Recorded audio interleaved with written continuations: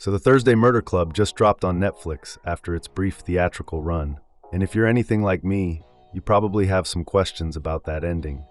Don't worry, I've got you covered with a full breakdown of who killed who and why. Just a heads up, major spoilers ahead for the Thursday Murder Club.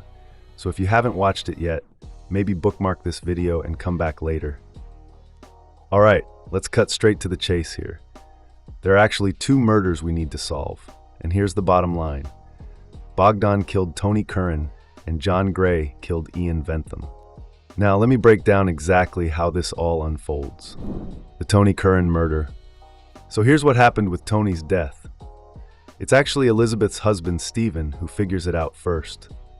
Bogdan ends up confessing the whole thing to him during one of their chess games. The backstory is pretty straightforward. When Bogdan came to the UK looking for work, Tony basically held his passport hostage. Tony took it and refused to give it back, which led to a confrontation. During their fight, Tony attacked Bogdan first, and Bogdan fought back with fatal consequences. Now here's the thing. Bogdan thinks he's completely gotten away with it because Stephen has dementia and forgets their conversation right after it happens. But what Bogdan doesn't realize is that Elizabeth has been doing her own detective work. After talking with Tony's business partner, Bobby Tanner, Elizabeth puts the pieces together too. She rushes back to Cooper's Chase because she's worried Bogdan might hurt Stephen to keep his secret safe. But here's the clever part. It turns out Stephen records all of his chess games to analyze Bogdan's playing strategy, which means Bogdan's confession got caught on tape. Donna arrests him, though Bogdan keeps insisting it was just an accident. The movie never actually shows us the murder in flashback, so we're left to decide whether we believe him or not. The Ian Bentham murder. The second murder is a bit more complex. John Gray killed Ian to protect his wife Penny, who's actually a retired detective and one of the founders of the Thursday Murder Club, along with Elizabeth. Here's where it gets really interesting. Decades ago, Penny took justice into her own hands when a man named Peter Mercer got away with killing his girlfriend. Penny killed Peter and buried his body in the cemetery, and John helped her cover it up. Fast forward to the present day, Ian has plans to dig up that same cemetery for his development project.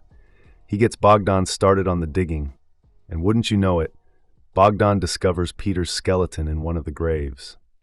John doesn't actually know that the body has been found, but he's terrified of what might happen if Ian's cemetery project moves forward. So during the protest, he uses a fatal dose of fentanyl to kill Ian.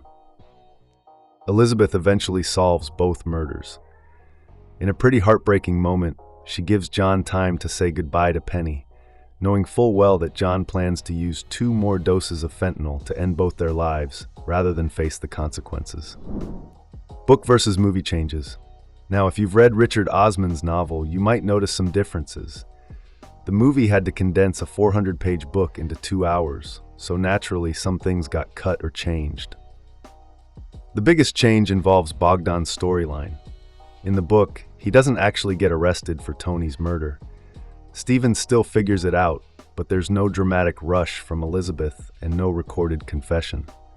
The Thursday Murder Club members seem to just accept what happened, and Bogdan even becomes a valuable team member, which obviously creates some complications for any potential sequels.